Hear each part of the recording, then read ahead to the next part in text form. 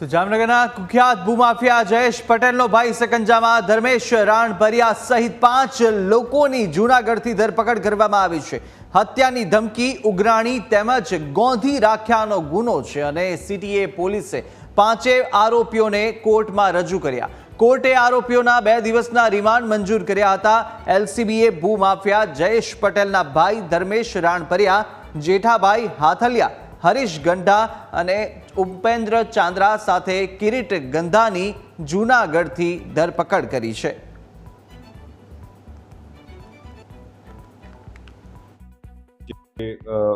પોરબંદરના પત્ની છે સુધાબેન, વાઇફ ઓફ લાલજીભાઈ મારકણા, એમના દ્વારા ફરિયાદ આપવામાં આવેલી હતી કે જેમાં એમના પતિ દ્વારા કોઈ ઝેરી પદાર્થથી દવા પી અને આત્મહત્યાનો પ્રયાસ કરવામાં આવેલો હતો અને તે બાબતની ફરિયાદને અનુલક્ષીને જે 5 આરોપીના નામ આપવામાં આવેલા હતા તે 5 આરોપી ધર્મેશ મુરજી રાણફરિયા, જેઠા હાથલિયા, હરીશ ગંઢા, ઉપેન્દ્રભાઈ ચંદ્રા, કિરીટભાઈ ગંધા, આ 5 આરોપીઓને ગઈકાલે અરેસ્ટ કરવામાં આવેલા છે, અટક કરવામાં આવેલો છે અને આ 5 આરોપીઓને નામદાર કોર્ટમાં રજૂ કરી અને પોલીસ કસ્ટડી રિમાન્ડ માટે